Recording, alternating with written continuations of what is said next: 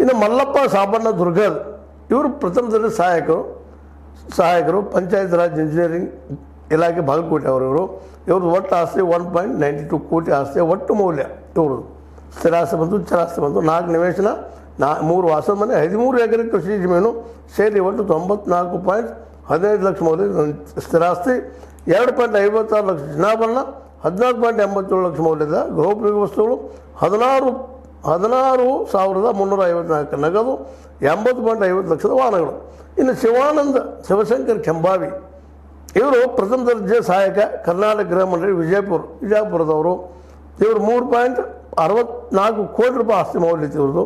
3 ವಾಸದ ಮನೆ, 4 ಎಕರೆ ಕೃಷಿ ಭೂಮಿ, ಮುಂದೆ 2.23 ಕೋಟಿ ಮೌಲ್ಯದ ಸ್ಥಿರಾಸ್ತಿ, 26.22 ಲಕ್ಷದ ಚಿನ್ನಾಭರಣ, 45 ಲಕ್ಷ ಮೌಲ್ಯದ ಗೃಹೋಪಯೋಗಿ ವಸ್ತುಗಳು, 15.8 ಲಕ್ಷ ನಗದು, 57 ಲಕ್ಷದ ವಾಹನಗಳು. ಹಿಂಗೆ ಇದನ್ನೆಲ್ಲ ಗಮನಿಸಿದಾಗ ಇವರು ಏನಪ್ಪ ಹುಟ್ಟಿದ್ದು ತಿನ್ನಿಸುವಾಗಿ ಗಂಟು ಮರ್ಕೋಸಲಾಗಿ ಏನಂತ ಜನಸಾಮಾನ್ಯರಿಂದ ಅಥವಾ ಸರ್ಕಾರಕ್ಕೆ ಟ್ಯಾಕ್ಸ್ ಕಟ್ಟೋರು ನಾವು. ಇವ್ರು ಹೇಳ್ತಾರೆ ನಾವು ಮಿಡ್ಲ್ ಕ್ಲಾಸ್ದವ್ರಿಗೆ ನಾವು ಹೆಚ್ಚು ಮಾಡ್ತೀವಿ ಅಂತೇಳಿ. ಆ್ಯಕ್ಚುಲಿ ಯಾರು ಹೆಚ್ಚು ಕಟ್ಟರು ಯಾರು ಬಿಟ್ಟರು, ಆದರೆ ಇವರು ಎಲ್ಲಿದ್ದು ಹೊಡೆದ್ರು ಇದನ್ನೆಲ್ಲ.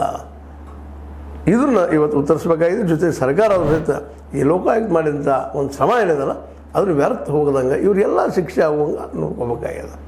ಯಾಕಂದರೆ 3-4 ವಿಕೆಟ್ ಬಿದ್ದು ಅಂದರೆ ಯಾರಾದರೂ ಅನಿಸ್ತಾರೆ. ಅಧಿಕಾರಿಗಳಲ್ಲಿ ಭಯನೂ ಇರ್ತದೆ. ಭಾಳಷ್ಟು ಅನಿಸ್ಬಿಟ್ಟು ಅಧಿಕಾರಿಗಳು ಇದ್ದಾರೆ, ಅವ್ರಿಗೇನೂ ಇಲ್ಲ.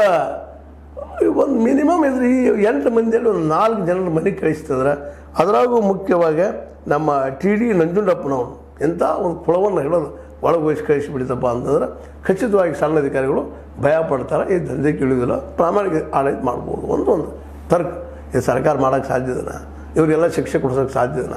ಲೋಕಾಯುಕ್ತ ತಮ್ಮ ಕೆಲಸ ಮುಗಿಸಿದಾರೆ. ಅವರು ಈಗ ಜಗತ್ತು ಜಾಹಿರ್ ಮಾಡಿದ್ದಾರೆ.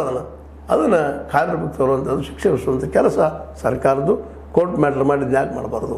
ಒಳ್ಳೆ ವಕೀಲರನ್ನ ಕೊಟ್ಟು ಇವ್ರನ್ನ ಯಾಕೆ ಸಸ್ಪೆಂಡ್ ಅಲ್ಲ ಒಟ್ಟೆ ಮನೆಗೆ ಕಳಿಸಿಬಿಡುವಂಥದ್ದು ಯಾಕೆ ಆಗಬಾರ್ದು? ಒಂದು 4 ಜನ ಆದ್ರಪ್ಪ ಅಂದ್ರೆ ಇಡೀ ರಾಜತ್ವ ಬೆಳೆದ ಅಧಿಕಾರಿಗಳು ಪ್ರಾಮಾಣಿಕ ಕೆಲಸ ಮಾಡಲಿಕ್ಕೆ ಸಾಧ್ಯ ಅಂತ ಹೇಳ್ತಾ. ಯಾಕಂದ್ರೆ ಇದು ಒಂದು ಹಾದಿ. ಈಗ ದಂಡಂ ದುಷ್ಗುಣಂ ಇದನ್ನು ಮಾಡಿದಾಗ ಮಾತ್ರ ಆಡಳಿತ ಹಿಡಿದುಕೊ ಬರ್ತದೆ ಅಂತ ಹೇಳ್ತಾ ನಮ್ಮ ನಂಬಿಕೆಗಳು.